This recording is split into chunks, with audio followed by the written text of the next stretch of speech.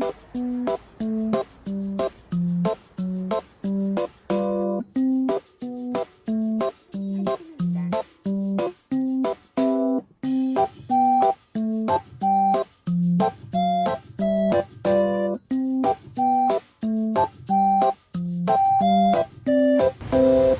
guys! Welcome back to my channel and it's me again, Ricky!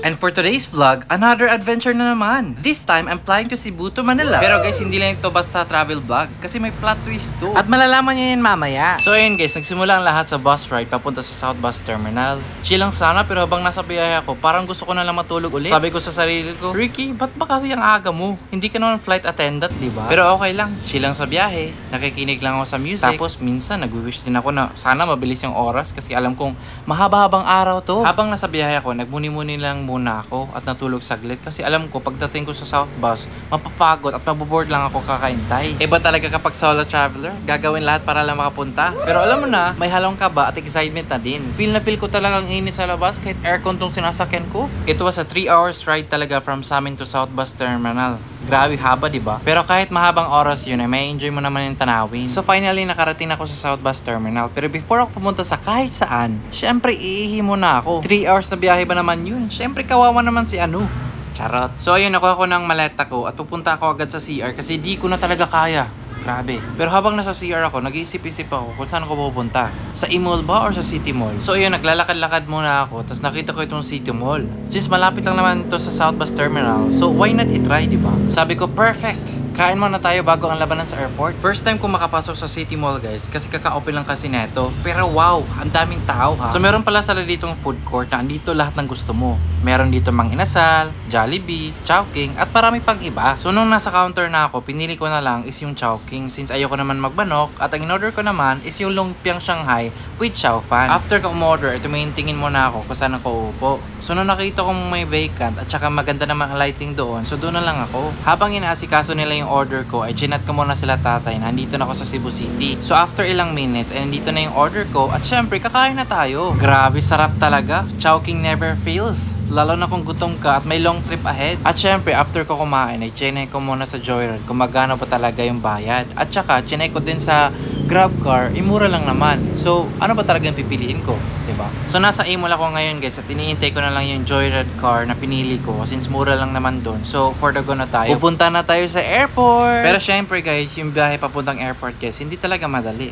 Like, malayo talaga siya. Sobrang chill ni Kuya Driver. Tapos nagkwentuhan pa kami about traffic, flights, at syempre, Cebu weather. Sabi nga ni Kuya, Sir, maaga ka ata. Sabi ko, oo Kuya, abutan ako ng next year na flight eh. The ride was smooth, may konting traffic pero okay lang. May music naman eh. At least, relax ako pupunta sa airport. Pero hindi ko lang alam, masyado pala akong excited be. Kala mo talaga may meeting appointment na pupuntahan sa sobrang excited. Pagdating ko sa airport, confident pa ako. Feeling traveler. Ready mag-check-in. Pero nung chinek yung flight ko, ay naku, 8 hours pa bago ako umalis be. As in, ako na yata unang dumating. Baka pati pilot tulog pa. So ayun, pagkarating ko rito, nag-video muna ako at tag-vlog. Kasi syempre, sayang ang lugar, diba? Since matagal pa naman yung flight ko, so for the go. So after naman nun, is naghahanap ako ng spot kung saan ako kakain. Kasi guys, nagugutom din ako no. So ang pinili kong kinain is yung potato corner. Since masarap naman siya, tsaka yung flavor naman is yung chili barbecue. Ah, my favorite. So ayun, after kong kumain, nag-decide na ako na mag-check-in kasi guys, baka wala na akong maupuan.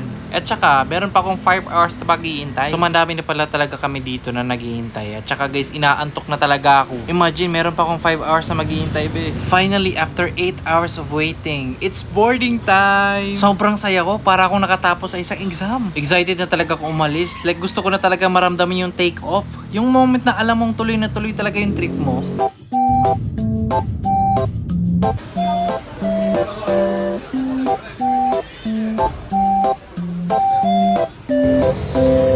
So finally, nakauwi na talaga tayo after a long trip, guys. Grabe, eto na talaga.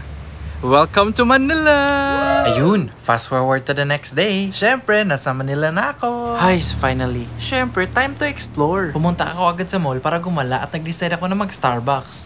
Feeling social yan kahit pagod na. Pero deserve ko naman, diba? After that long trip, Syempre, deserve ni self yan. So habang nasa Starbucks ako, dito na ako nag-edit ng YouTube vlog ko. Kasi maganda rin kasi dito. Kasi napakakalma ng surroundings. At saka tahimik lang yung mga tao rito. So nag-order nga pala ako ng Java Chip Frap. Kasi masarap yun eh. Alam nyo guys, ang sarap talaga sa feeling mag-edit dito. Kasi guys, napakakalmado talaga ng surroundings. At saka, ang lamig ng aircon.